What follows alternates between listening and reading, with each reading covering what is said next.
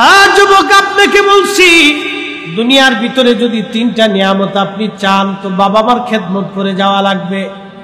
1 নম্বর নিয়ামত দীর্ঘ হায়াত, 2 নম্বর নিয়ামত আপনার দুনিয়ার সম্পদ, 3 নম্বর নিয়ামত ইজ্জত। একটা ইজ্জত আর একটা দৌলত আর একটা হায়াত। ইজ্জত, দৌলত, হায়াত। ইজ্জত, দৌলত, হায়াত, তিনটা জিনিস যদি পৃথিবীর মধ্য থেকে নিতে চান, ঘরের মধ্যে যদি বাবা মা থাকে, কালকে থেকে সেবা শুশ্রূষায় লেগে যাবেন। বাবা মার মনে কষ্ট দিবেন না। বাবা মা সন্তানকে যেইভাবে লালন পালন করে ওইভাবে বাবা মাকে লালন পালন করবেন। আল্লাহর কসম করে বলি, তিনটা নিয়ামত দুনিয়াতে পাবেন। 1 নম্বর ইজ্জত, 2 নম্বর দৌলত, 3 নম্বর হায়াত। একবার জোরে বলা যাবে কে মারহাবা? নগদ পাবেন, নগদে আল্লাহ দিবেন, বাকি ঝুঁকি নেই। ইজ্জত, দৌলত, হায়াত। যেইভাবে বাবা মাকে আপনাকে লালন পালন করছে ওইভাবে করতে। মনে করছেন 2 প্লেট ভাত দিয়ে আর ওষুধ দিয়ে একবারে বড় কিছু করে ফেলছেন, না। ওয়াসাল কারণী জীবনে কোনদিন রাসূলুল্লাহর দর্শে বসে একটা হাদিস শুনেন নাই, কোরআনের একটা আয়াত শুনেন নাই। সুদূর ইয়ামানের কর অঞ্চলে পাহাড়ি পরিবেশে ছাগল চড়াইতেন একজন ছাগলের রাখাল। পৃথিবীর কত শ্রেষ্ঠ দামি ব্যক্তি হয়ে গেল। ছাগলের রাখাল ছিলেন ওয়াসাল কারণী, তার পরিচয়। ছাগল চড়াইতেন, এই ছাগলের দুধ দহন করতেন তিনি ওয়াসাল কারণী। আল্লাহর নবীকে সাহাবীরা বললেন, ইয়া রাসূলুল্লাহ, ওয়াসাল কারণী কেন আপনার দিদারের জন্য আসে না? সে যদি আপনাকে এতই ভালোবাসে। আল্লাহর নবী বললেন, সাহাবীরা রে, আমার ওয়াসাল কারণীর একটা কারণে সে আসে না। তার ঘরের মধ্যে একটা মা আছে, মা অন্ধ। ওয়াসাল কারণীর মা ছাড়া আর কেউ নাই, মায়ের ওয়াসাল কারণী ছাড়া আর কেউ নাই। আমার ওয়াইস যেখানে যায় মাকে কাঁধে করে নিয়ে ঘুরে বেড়ায়, মারে গোসল দেওয়ায়, মার জন্য রান্না বান্না করে মায়ের খাবার দেয়, মায়ের চুল আশ্রয় দেয়, মায়ের কাপড় চোপড় ধৌত করিয়া দেয়, মায়ের আসবাবপত্র তৈরি করে দেয়, বিছানা তৈরি করে দেয়। একবার জোরে বলা যাবে কি মারহাবা? বুঝার চেষ্টা করছে রাসূলুল্লাহ কোথায় আর ওয়াসাল কারণী কোথায়। মার সাথে যে ব্যবহার করতেছে রাসূলের দপ্তরে খবর হয়। আল্লাহু আকবার। নবী আমার দিকে বললেন, এই কারণে ওয়াসাল কারণীকে আল্লাহ একটা মর্যাদা দিয়েছে অমর। সহিহ মুসলিমের কিতাব ফাজাইল আসহাবিন নবীর মধ্যে আসছে, ওমর রে, যদি কোনোদিন ওয়াসাল কারণীর দিদার পাও তাহলে জেনে রাখো তোমার মাগফিরাতের জন্য আমার ওয়াসাল কারণীর কাছ থেকে দোয়া চাবে। আমার ওয়াসাল কারণী দোয়া করতে দেরি হবে, রব্বে কারীমের দরবারে দোয়া কবুল হতে দেরি হবে না। আর আমার ওয়াসাল কারণীর সাথে দেখা হলে ওমর বলবা, আমার ওয়াসাল কারণী যাতে আমার গুনাহগার উম্মতের জন্য দোয়া করে দেয় মাগফিরাতের জন্য। কারণ আমার ওয়াসাল কারণী আমার উম্মতের মাগফিরাতের জন্য যে দোয়া করবে, এই দোয়াটা আমার মালিক মাওলা আসমান থেকে ফেরত পাঠাবে না। আরো জোরে হয়েছে না? আরো জোরে। কেন? মার খেদমতের জন্য। আর আপনি তো বিরাট বড় খিসু হয়ে গেছে। হ্যাঁ, নাফরমান কোথাকার। পৃথিবীতে এর চেয়ে তো অকৃতজ্ঞ কি আছে বলেন তো? কুত্তারে খাবার দিলেও দরজা ছাড়ে না। কুত্তা থেকে শিখে যেতে হবে, কুকুর থেকে বুঝে যেতে হবে। কুকুরকে আপনি খাবার দিবেন, ও মরে যাবে, দরজা ছাড়বে না। 40 বছর একটা মা পরিশ্রম করতে করতে মায়ের পেটে আসার পর থেকে এই মার রক্ত শুষে শুষে বড় হয়েছে। মার জীবনের অর্ধেক জীবন নষ্ট করে বলেছে আপনার পিছনে সময় নষ্ট করেছে। মায়ের জীবনের কত স্বপ্ন ছিল আপনাকে নিয়ে, আপনাকে নিয়ে একটা বাবার জীবনের কত স্বপ্ন ছিল, আপনাকে ঘিরে মায়ের জীবনের কত স্বপ্ন ছিল, কত স্বপ্ন মা আপনাকে কোলের মধ্যে নিয়ে দেখেছে। আমার ছেলে বড় হবে, আমার খোকা বড় হবে, আমার খোকা অমুক হবে তমুক হবে। সব স্বপ্নকে আজ ভেঙ্গি চুরমার করে দিয়ে মাকে ঘর থেকে বের করে দিয়েছেন। সব স্বপ্ন ভেঙ্গে চুরমার করে মাকে আজকে গালি দিচ্ছেন। ধাত বেটা, কুত্তাও তের চাইতে ভালো, কুত্তাও তের চাইতে ভালো। মানুষ হইল কেন? ও কুকুর হইলে আরো ভালো ছিল, মানুষ হইলে কোন জানোয়ার হইলে আরো ভালো ছিল, মানুষ হইছে কেন?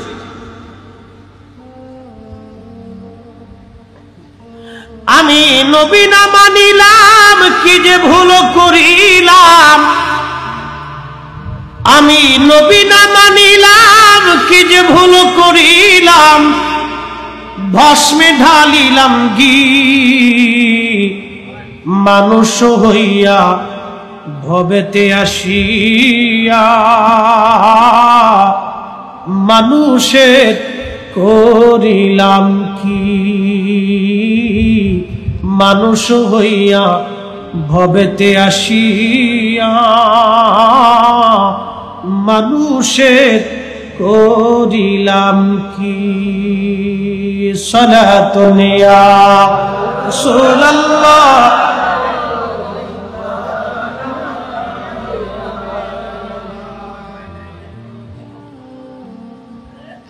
মুহতারাম উপস্থিতি, এই জন্য কোরআনে আল্লাহ একটা আয়াতে বলছেন, আনিশকুরলি, তোমরা আমার শুকর করো, আমি আল্লাহর প্রতি কৃতজ্ঞ হবে। অলি বলি দায়িক, আমি আল্লাহর পরে তুমি আর একজনের কৃতজ্ঞতা করবে, সে তোমার বাবা, সে তোমার মা। কথা কার? আল্লাহর পরে কারো কৃতজ্ঞতা যদি করতে হবে, সে মা বাবা।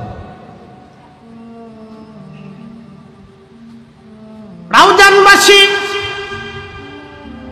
যেখান থেকে আমার কথাগুলি শুনেন, মাইকের আওয়াজ যত দূরে যায়, ঘরের ভিতরে মা বোনেরা আসছেন, শ্বশুর বাড়িতে আপনি আসেন, ও বোনেরা আপনাদের প্রতি আমার নসিহত, শ্বশুর বাড়িতে আপনি আসলেন, স্বামীকে নিয়ে অনেক মেয়েরা জুদা হয়ে যায়। আপনাদের চট্টগ্রামে কি বলে? আমাদের ফরিদপুরের ভাষায় বলে জুদা, আলাদা হয়ে যায়। কিছুদিন বিয়ে হলো, 6 মাস 1 বছর, শ্বশুর শাশুড়ির সাথে বেমানান, মানে না, বনে না। ওই মেয়েকে বলবো, বোন তোমার বাবা মার সাথে তোমার বনিবনা হলো, শ্বশুর শাশুড়ির সাথে তোমার বনিবনা হলো না, কারণ কি? বোন আমার, তোমাকে কৃতজ্ঞ হতে হবে। এই ভদ্র মহিলার জন্য তুমি একটা স্বামী পাইছো। এই পুরুষ লোকটা 40টা বছর ধরে পরিশ্রম করে করে তোমাদের একটা সুন্দর ঘর উপহার দিয়েছে, তোমার একটা সুন্দর জীবন উপহার দিয়েছে। বৃদ্ধ মানুষটা 60 বছর ধরে এই বৃদ্ধ লোকটা পরিশ্রম করে করে তোমার একটা সুন্দর সংসার দিল, তোমার একটা জীবন দিল, তোমার একটা সুন্দর বাড়ি দিল, তোমাকে একটা স্বামী উপহার দিয়েছে। এই বৃদ্ধ লোকটা, ঘরের মধ্যে যে বৃদ্ধা মা আছে, এই বৃদ্ধা মা নারীটা ঘরের মধ্য থেকে তোমাকে পরিশ্রম করে করে তোমার জন্য বাড়ি সাজাইলো, তোমার জন্য ঘর সাজাইলো। বৃদ্ধার চিন্তা, আমার ছেলে হয়েছে, নাতি হবে, নাতি নিয়ে সুখের সংসার চলবে। তুমি আজ বেমানান হয়ে ঝগড়া ফাসাদ করে ওই মা থেকে তুমি জুদা হয়ে গেলা, মার মনে ব্যথা দিয়ে তুমি আলাদা হয়ে গেলা, স্বামী নিয়ে তুমি আলাদা হলা। বোন আমার, যদি স্বামী তোমার আলাদা হতে চায়, তুমি স্বামীর সাথে ঝগড়া করতে পারো, না না আমার শ্বশুর শাশুড়ি থেকে আমি জুদা হব না, অথবা জুদা যদি হতেই হয়, আমার শ্বশুর শাশুড়ি আমার ঘরেই থাকবে, আমার ঘরেই খাবে, আমি তাদের সেবা শুশ্রূষা করব। এমন মেয়েটা পাওয়া তো বড় দুষ্কর। বোন আমার, আমি আপনাকে বলতেছি, আপনার কৃতজ্ঞ হওয়া দরকার, কৃতজ্ঞতা প্রকাশ করা দরকার। আপনার বোঝা উচিত, এই বৃদ্ধ লোকটা 60টা বছর পরিশ্রম করে আমার জন্য এই ঘর সাজাইছে, এই বাড়ি সাজাইছে, এই সংসার সাজিয়েছে। এই বৃদ্ধা নারী আমার জন্য সংসার সাজিয়েছে, সুন্দর ঘর আর বাড়ি। আমার স্বামী আমার আগামী প্রজন্ম সন্তানদের জন্য তারা বাড়ি ঘর নির্মাণ করেছে। বাবা ইচ্ছা করলে জমি বিক্রি করে ভালো খেতে পারত। জিজ্ঞেস করেন বৃদ্ধ বাবাকে, বৃদ্ধ বাবা তুমি জমি বিক্রি করো না, নিজে ভালো মন্দ খাও না, কারণটা কি? বৃদ্ধ বাবা বলবে, আমার খুকা আব্দুল করিম আছে, ওর একটা ভবিষ্যৎ আছে, আমি যদি বেঁচে কেনে খেয়ে চলে যাই, আমার আব্দুল করিমের জীবন কষ্টের মধ্যে পড়ে যাবে। ও কোথায় দাঁড়াবে, কোথায় খাবে, কোথায় ওর বাড়িঘর হবে? একটা বাবা সন্তানের চিন্তায় জমি জমা বেচে না, সন্তানের চিন্তায় সে মন্দ খাইয়া যায়, ভালো মন্দ সে খায় না। ইচ্ছা করলে ভালো মন্দ কিনে খেতে পারতো, কিন্তু আব্দুল করিমের চিন্তায় 60 বছর এইভাবে পার করে দিল। আব্দুল করিম রে, আজকে তুই বড় হইলি, বিবি আনলি, সংসার হলো, রুজি হইল, কিন্তু তোর ঘরে বাবার জায়গা হলো না, তোর ঘরে মায়ের জায়গা হলো না। আরে পৃথিবীতে কুত্তাও তোর চাইতে বালা, তুই কুকুরের চাইতেও নিকৃষ্ট। কুকুরের সাথে তোকে তুলনা দিলে কুকুরও মন বেজার করে ফেলবে। কথা কোন ঠিক কিনা? এই সন্তান পালার চাইতে কুত্তা পালা হাজার গুণে ভালো, ওটা পালার চাইতে কুত্তা পালা ভালো, এই পালার চাইতে কুত্তা পালা ভালো। আমার কথা শুনতে খারাপ শোনা যাবে, কিন্তু বাস্তবতা নিরিখে বলতেছি, বাংলাদেশের 100% পরিবারের ভিতরে 50%ই সমস্যা। ভাই ভাইয়ের সাথে কি দারুণ মিল, একসাথে ঘুমায়, একসাথে চলে, বিয়ে করার পরে যুদ্ধ লেগে। কারণটা কি? তার মানে আমাদের নারী সমাজ কি এই পরিবার থেকে কোনো শিক্ষা দীক্ষা পায় না নাকি? আমাদের প্রাথমিক বিদ্যালয়গুলি থেকে কি তারা শিক্ষা পায় না? আমাদের হাই স্কুল থেকে কি তারা শিক্ষা পায় না? আমাদের কলেজ ইউনিভার্সিটি কি তারা শিক্ষা পায় না? কয়েকদিন আগে বাংলাদেশের ঢাকা ইউনিভার্সিটির এক শিক্ষক তিনি বলেছেন, ঢাকা ইউনিভার্সিটির জগন্নাথের এক প্রফেসর তিনি বলেছেন, মেয়েরা বোরকা পরে কলেজে আসার দরকার নাই, কলেজে ইউনিভার্সিটিতে পড়তে হলে বোরকা ছাড়া পড়তে হবে, ওর জন্মের ভিতর ভেজাল আছে, ও পরিপূর্ণ হারামজাদা। কথা বলেন না, ও পরিপূর্ণ হারামজাদা। নিজের জীবনে একটা মানুষ বানাইতে পারে নাই, আর বিশ্ববিদ্যালয়ে বসে বসে অমানুষ বানাইতেছে।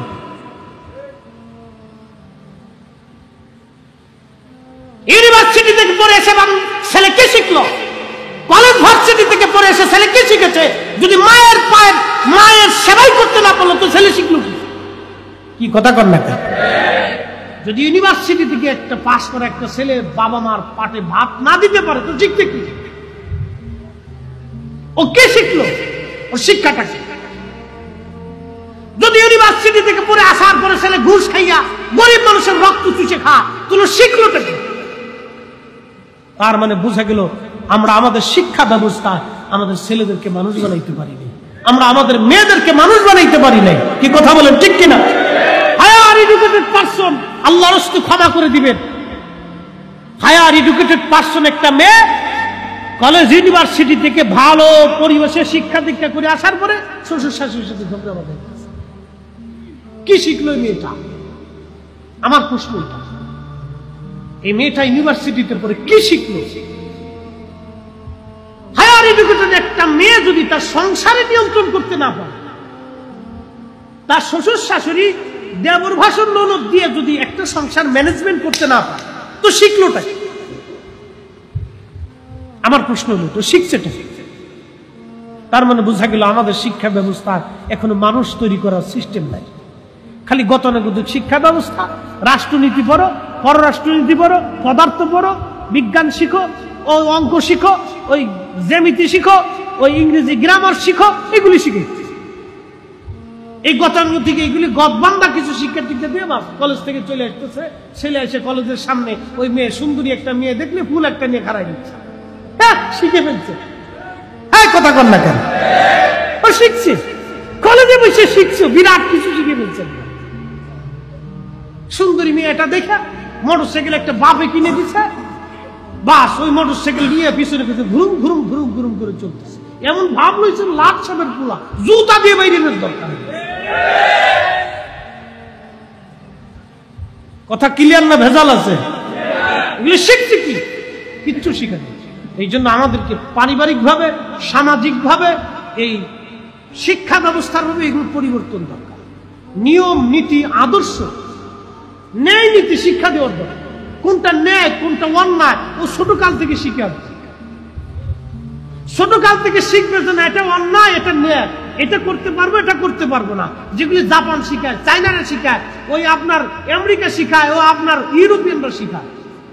ওদের ছোট্ট কাল থেকে স্কুলে দিয়ে, আমাদের দেশে ছোট্ট বাচ্চা কেমন ওয়ানে পড়ে, ওর বই হলো 10টা। কি কথা কর না কেন? ওই বই নিতে পারে না, ওর মা কাঁধে করে বই নিয়ে যায়, মা কাঁধে করে বই নিয়ে যায়।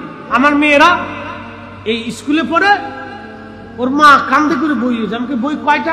10টা। আমাকে মাশাআল্লাহ সেরি ফেলছে, আমার মায়ের জান শেষ। আমি বললাম যে সারা জীবন আমরা কি পড়ছি, কি অঙ্ক, ইংরেজি, বাংলা আর আরবিটা পড়ছি, মাদ্রাসায় মক্তবে আরবি শিখছি। আর ওরা 10টা বই ধরাই দিচ্ছে ছোটকালে। 10টা বইয়ের ওজন ওর ব্রেনের ভিতর ঢুকবে না, এখনই ব্রেন স্টপ করে। এগুলি কি চলতেছে আমি জানি না কিছু। কি শিক্ষা ব্যবস্থা নতুন হলো আমি বুঝলাম না কিছু। উন্নত বিশ্বগুলি যায় দেখেন, ওই ছোট ছোট বাচ্চাদেরকে এত বই দেয় না। ওরা কি করে? ওদের নিয়ম হলো বাচ্চাদেরকে রাস্তায় চলা শিখায়, ঘরে শিখায়, পরিষ্কার পরিচ্ছন্নতা শিখায়, হাত পা ধোয়া শিখায়, গোসল করা শিখায়, মানুষের সাথে সুন্দর আচরণ শিক্ষা দেয়, এগুলি শিখায়। চুরি চুট্টামি করা যাবে না, মানুষ ঠকানো যাবে না, ন্যায় নীতি শিক্ষা দেয়, দুর্নীতি করা যাবে না, প্রতিবাদ শিখায়, অন্যায় কাজ খারাপ, এটা খারাপ কাজ, এটা ভালো কাজ, এটা এগুলি শিখায়। আর আমরা মুসলমানের বাচ্চা হয়ে আমার দেশের ছোট বাচ্চা আর একজনের আম চুরি করে খায়। মা শিখে দিয়ে যা তোর ওই চাচার আম গাছ থেকে আম চুরি করে নিয়ে আগে। কি মার মা চিন্তা করে মুড়ি সর্বনাশ, গান দুটি কোথাকা। মনে কষ্ট নিয়ে না, এগুলি সামাজিক ব্যাধি, সামাজিক ব্যাধি এগুলি। আমাদের দেশের ছেলেরা কি করতেছে এখন নতুন জানেন? নাম দিছে কি গ্যাংস্টার না কি কয়, কিশোর গ্যাং। এই সব কয়টা ধরে ধরে আইন নিয়ে কাপড় উঁচা করিয়ে সিটকিনি কষা দিয়ে ওর পাশাপাশি কায়দা মতো বিটিতে হবে। কথা কন না কেন? ওর গ্যাংস্টার সোজা করে দিতে হবে, বাপটাকে বলতে হবে মাইকে। আমি ফরিদপুরের ছেলে, ওই শটাঙে নগদে বিশ্বাস করি। ওর কাপড় উঁচা করে সব কটা ধরিয়ে নিয়ে সিটকিনি কষা চিনেন, চিকন চিকন বেয়াত, এগুলি তো ওর জাগা মতো পিটাইতে হবে। একদিন কায়দা মতো পিটাই দিল, বাপ ডাকতে তো জ্ঞানিষ্ঠ ছুটে ফেলাইতে হবে। কথা কন না কেন? এগুলি আমার বাচ্চার জন্য অনিরাপদ, আমার মেয়ে, আমার বোন, আমার ভাতিজা, আমার ভাগ্নির জন্য অনিরাপদ। রাস্তা দিয়ে ওদের কেন ওরা চলতে পারে না? রাস্তা দিয়ে ওদের কেন ওরা চিন্তিত থাকে? আমার ছেলের নিরাপত্তা নাই, আমার মেয়ের নিরাপত্তা নাই। ওই গ্যাংস্টার ফ্যাংস্টার, ওই গানজুটি ফানজুটি, এই বদমাশ চোর ডাকাতের জন্য এদেশ আমাদের পূর্বপুরুষরা স্বাধীন করে নাই। আমরা দেশ বসবাস করি ওদের কাছে মাথা নত করার জন্য না। কথা বলেন ঠিক না বেটে?